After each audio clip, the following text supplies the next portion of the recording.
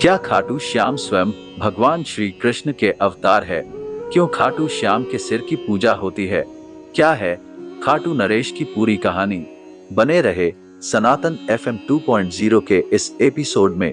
खाटू श्याम को भगवान श्री कृष्ण के कलयुगी अवतार के रूप में जाना जाता है। बाबा खाटू श्याम का संबंध महाभारत काल से माना जाता है। ये पांडुपुत्र भीम के पौत्र थे। ऐसी कथा है कि खाटू श्याम की अपार शक्ति और क्षमता से प्रभावित होकर श्री कृष्ण ने इन्हें कलयुग में अपने नाम से पूजे जाने का वरदान दिया। अब हम आपको खाटू श्याम के बारे विस्तार से बताने वाले हैं। उससे पहले अगर आप भी खाटू श्याम से प्रेम करते हैं तो इस वीडियो को लाइक करके चैनल को जरूर सब्सक्राइब कर लें और कमेंट में जय श्री खाटू श्याम अवश्य लिखें। खाटू श्याम आपकी हर मनोकामना शीघ्र पूरी करेंगे। महाभारत काल में लाक्षागृह की घटना में प्राण बचाकर वन वन भटकते पांडवों की मुलाकात हिडिंबा नाम की राक्षसी से हुई। वो भीम को पति रूप में प्राप्त करना चाहती थी।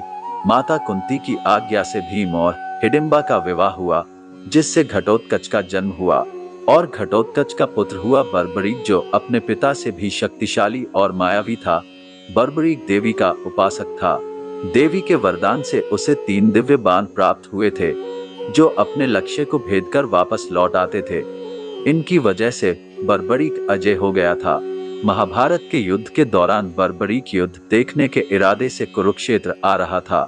श्री कृष्ण जानते थे कि अगर बर्बरीक युद्ध में शामिल हुआ तो परिणाम पांडवों के विरुद्ध होगा।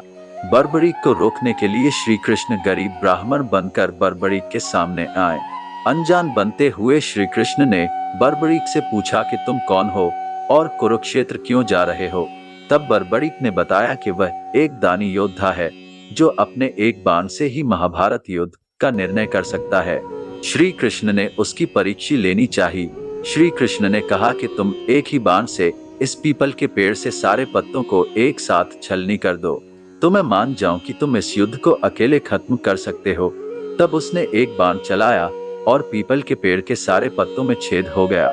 एक पत्ता श्री कृष्ण के पैर के नीचे था, इसलिए बाण पैर के ऊपर ठहर गया। श्री कृष्ण बर्बरीक की क्षमता से हैरान थे और किसी भी तरह से उसे युद्ध में भाग लेने से रोकना चाहते थे। इसके लिए श्री कृष्ण ने बर्बरीक से कहा कि तुम तो बड़े पराक्रमी हो, मुझ गरीब को कुछ दान नहीं दोगे?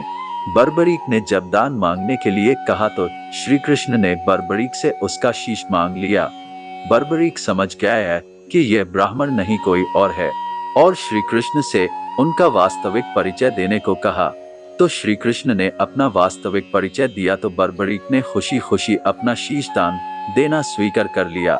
रात भर भजन पूजन कर फाल्गुन शुक्ल द्वादशी को स्नान पूजा करके बर्बरीक ने अपने हाथ से अपना शीश श्री कृष्ण को दान कर दिया।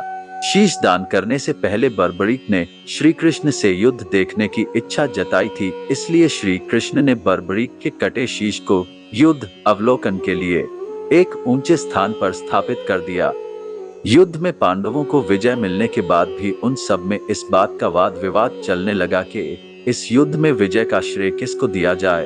तब श्री कृष्ण ने कहा कि इसका निर्णय बर्बरीक का शीश कर सकता है। बर्बरीक के शीश ने बताया कि प्रभु, मैंने तो इस पूरे युद्ध में बस एक ही चीज देखी, वो है आपका सुदर्शन चक्र। जब अर्जुन का बाण छूटता तो आपका सुदर्शन उसे गति देता और अपने लक्ष्य तक पहुंचता था। और अर्जुन के रथ की इस ध्वजा पे बजरंगबली बैठे थे, जिस वजह से अर्जुन के रथ पर कोई संकट नहीं आया।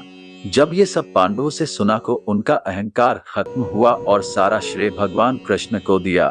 श्री कृष्ण ने प्रसन्न होकर बर्बरीक के उस कटे सिर को वरदान दिया कि कलयुग में तुम मेरे श्याम नाम से पूजे जाओगे। तुम्हारे स्मरण मात्र से ही भक्तों का कल्याण होगा और धर्म, अर्थ, काम, मोक्ष की प्राप्ति होगी। तब बाबा श्याम खाटू धाम में स्थित श्याम कुंड से प्रकट हुए थे और भक्तों का कल्याण कर रहे। ये प्रस्तुति कैसी लगी कमेंट में जरूर बताएं। जय श्री कृष्ण।